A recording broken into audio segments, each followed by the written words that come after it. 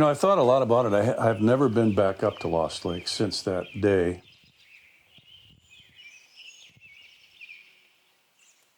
But I was married at the time, and we took her son, Josh, and his friend, and James, and then my partner, Scott Walker. I was able to find the way up there again. Only this time the roads had kind of washed out. James was right with me. But unbeknownst to me, James ran through the woods. He wanted to surprise us when we got there. And I hear Josh scream, "James." And we immediately ran and saw Josh, and he was just in shock. He said, "James went over the waterfall." James had been standing in the stream with his back to the waterfall, and he lost his footing and slipped face down into the stream and went over. I immediately went to the edge and looked over, and he was laying prone on a huge boulder. His face was just covered with blood. His leg was at a funny angle. I thought he was dead. And he was conscious, but obviously going into shock. When I found him, his jaw was in the back of his throat. He'd broken both mandibles in about 10 places. And his femur, I could tell, was broken. And I was sure he had internal injuries.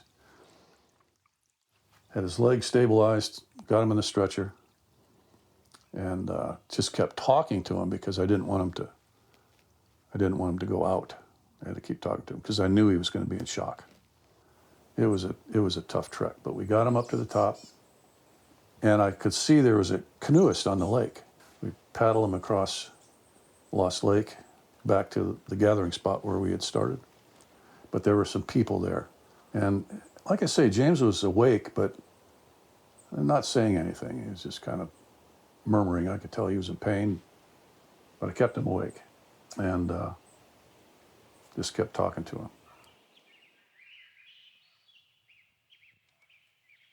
It was back in 1984. I was in my second year at Western, and my brother was in his first year.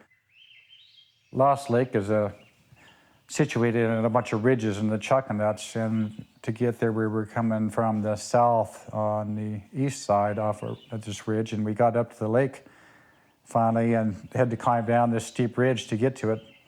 And as we got down close to the water, we could hear a few people coming up in a canoe up to where we were. Looked in there, and there was a little kid in the bottom of the boat laying there. He had a broken leg. He was bleeding all over. He was bleeding out of his ears. His jaw was broken. We grabbed the paddles from the canoe and cut a couple corners off the bottom of my sleeping bag, and we had a hammock made in about, it was less than a minute.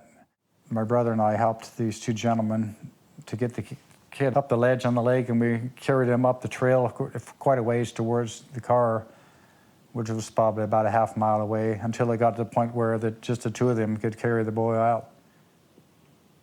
So we put James in the back of that little Datsun station wagon and drove down until we met the aid car. And James went into surgery for about 8 hours. Came out and he had pins through his leg, and they had sewed his spleen back together. He had broken his spleen. They'd wired, the hard part was putting his jaw back together. Lost several teeth, but he's looking pretty good today. He survived it all. But so in a nutshell, that was the worst day of my life. Anyway, we finished our camping trip, and the next day we looked at my friend's newspaper, and there was a small article about the kid having fallen off this waterfall. At this point in time now, I've probably been up there 80 or 90 times. Whenever I'm on the east side of the lake where the waterfall is, I almost always go take a look at it and kind of wonder how a kid could live. 4 or 5 years I'd have nightmares. Wake up in a sweat, see that whole thing happening in my head. But it's been many years. It doesn't have that effect on me anymore. Every once in a while, I'll notice a scar on James' lip, and I'll remember. You know, I didn't know if the kid really lived or not. I knew he'd gotten stabilized in the hospital, but he had internal injuries, and I really didn't know. So after telling a story for 30 some odd years, I ended up telling my daughter, Clea Taylor, the story. She told me that somebody just told her a very similar story. Went and grabbed her phone and pulled out Facebook, and yep, it's the same story I told her over the years, except in the first person. So I found out who this person was, James Hardesty. That evening, I went down to the Green Frog. There's a bar downtown that James owned. Asked the bartender if that was James, because I didn't know what he looked like. And she said yes, so I asked him if he could come over and sit down and talk to me for a moment. And you know, he looked at me, and I could see in his eyes, who the hell is this guy? You know, what does he want? You know, but he was very polite. I told him the same story, except it was a little different this time. He sat quietly, you know, the whole time. And as I recall, he didn't say anything until at the end. When I told him, you know, I had told the story so many times, but I never knew the end of the story. Until now. He said, I'm here now, and I'm doing fine. And he shook my hand, and he gave me a big hug. I may have shed a tear for the kid after the accident, but I didn't have problems telling the story. I know. Now it seems I can't make it through the story. James and I talked about it once. But hey, you want to go back up there? Yeah. But we never did. We're lucky. We had this incident happen. Our lives are good. We're all healthy. We're all still here. You know, I'm not a person that I don't think I really believe in fate, but I think that a lot of things happen. They just happen. I don't know, but at that point, I know if there's fate, that was it. When something happens, it's like throwing a stone in a lake. There's a ripple. And that ripple may end up a mile away, and it may end up doing something that you would have never estimated or thought of.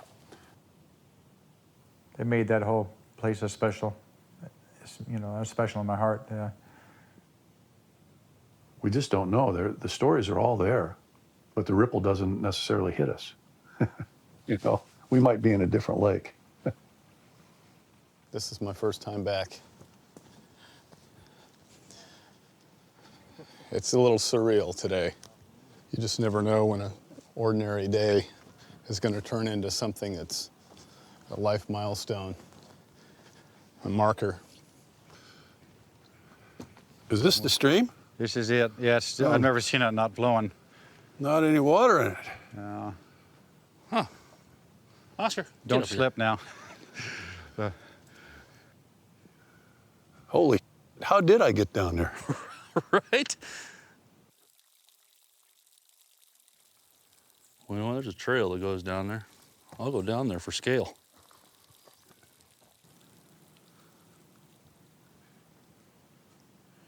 The roots are And you know, unkind. at that time too, I don't think this trail was in. It was really hard to get here. Which trail? Oh, shit. My knee gave out coming down there. Don't do that. I just took too big a step. 6, That's 12, probably pretty close to that. 24, 36. It's about 40 feet. Yeah. I didn't have a lot longer. If they hadn't got me out of here as quickly as they did, I wouldn't have made it. But just the improbability of living through this is close enough. Kind of in awe of it, really. If I had died, it would have been a pretty place to do it. Yeah, my mom, I lived with my mom most of the time. So yeah, she was there a lot. was not her favorite day, April 25th. Not her favorite day. They had to ask her for a recent photograph of me so they could reconstruct my face. It'd be a terrible thing for any parent to be asked. Yeah. Yeah, it's weird being down here. I have to imagine that I, at some point, was looking up from here before, but I don't remember. The important part is he got me out of here. Threw on that cape. I mean, you really got to be some sort of hero to jump down here. And my brother said he jumped. Just planted his feet on about 4 trees on the way down and got down here in a matter of seconds. I mean, it's a bummer to not be able to recall childhood like most people are able to. Unless I actively think about something, I forget it pretty easy. I really have an out of sight, out of mind brain, which is helpful in some aspects of life, but difficult in others. You know, I talked to my grandfather. He's 96, he'll be 97 in February. I mean, he remembers everything. I wish I had that. Would be nice to know whose canoe that was, though. Mm-hmm. I wonder if they got their paddles back.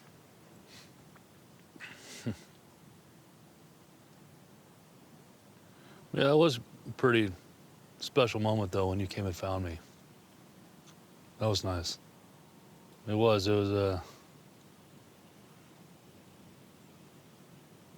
neat to see him get closure. Yeah. Yeah.